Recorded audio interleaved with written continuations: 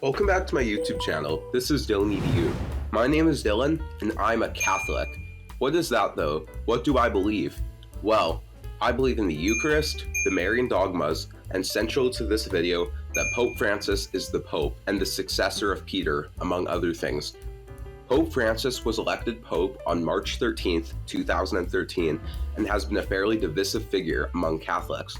And I don't say that as a bad thing, but a lot of people have very different opinions on Pope Francis and the things that he says. Some people think that he is the best thing that has ever happened to the church, and some people don't even think he's a Catholic. Yes, some people don't think that the Pope is a Catholic, and that is exactly what we will be talking about today. What are some weird ways about thinking about the papacy? Let's explore that throughout this video. The most popular form of semi-Catholicism, where Pope Francis is not the Pope, is Sedevacantism. Sedevacantism is the adoption of the mainstream Catholic term sedevacante, which describes a situation where there is no bishop in a diocese, usually after a bishop's death or resignation. The Pope is the Bishop of Rome, and as the head of the Church, this term is most commonly used to refer to him. If I haven't given it away, Sedevacantists don't believe that there is a Pope. The root of many of their issues is the most recent ecumenical council, often called Vatican II, which Pope John Paul II called to update the Church to be more relevant in the ever-changing world of the time. They believe that some of the changes made in documents produced by the Council and Vatican II constitute heresy. As such, believe that Pope John XXIII and his successors left the true Catholic Church, and with no way to elect a Pope without any remaining cardinals, the Church is unable to elect a Pope and will not be able to until something happens. Most Sedevacantists believe that the last Pope was Pope Pius XII, who died in 1958. Others believe in Conclavism, which is the idea that a new papal conclave can be convened to elect a rival pope, which I'll talk about in a bit. An even more recent form of Sedevacantism is so-called Benevacantism. This centers around Pope Benedict XVI's surprise resignation as Pope in 2013, which shocked many people who didn't even know that the Pope was allowed to resign. Some Benevacantists argue that Pope Benedict never actually resigned as Pope, while others believe that Francis and Benedict shared the papacy, and the theories go on from him not resigning properly, to him faking a resignation, to expose corruption, to the Pope isn't allowed to resign at all. No matter the explanation, the idea is that Pope Francis is actually an anti-pope. This is generally just an excuse to invalidate Pope Francis's papacy, however. As I mentioned earlier, some Sedevacantists and other alternative Catholic groups believe in Conclavism and have elected their own popes. There have been notable anti-popes in the past, like anti-popes Felix II, Constantine II, Clement III, and the rest on this list.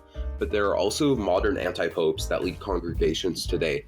There's the Palmarian Catholic Church, with 1,500 Spanish members, which believes that in a Marian apparition, Clemente Dominguez y Gomez, who later identified himself as Pope Gregory XVII, was told that the Tridentine Mass is the only valid form of worship, and that Jesus and Mary told him that the papacy had been transferred from the Bishop of Rome to the Bishop of the Palmarian See. He was then consecrated a bishop by the later excommunicated Archbishop Noding Took, who consecrated many bishops without the Pope's consent, which led to his excommunication.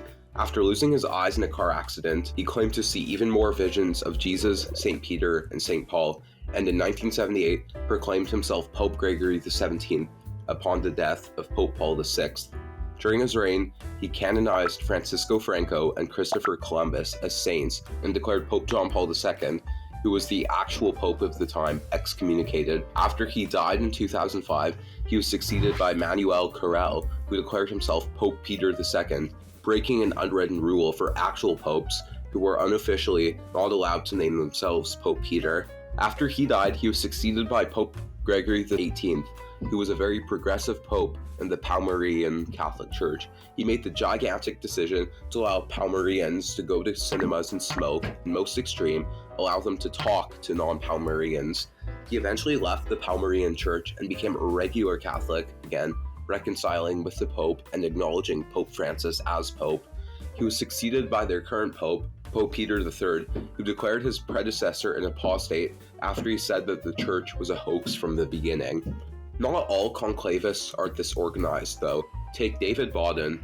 He had believed that there were no valid popes since Pope Pius XII.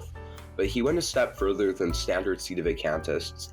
In 1990, Baudin, his parents, and 3 other people held a papal conclave in his family's thrift store in Bellevue, Kansas, which elected him Pope. He then declared himself Pope Michael I after the Archangel. I don't know if I made this really clear yet, but the mainstream Catholic Church doesn't take these breakoffs very seriously.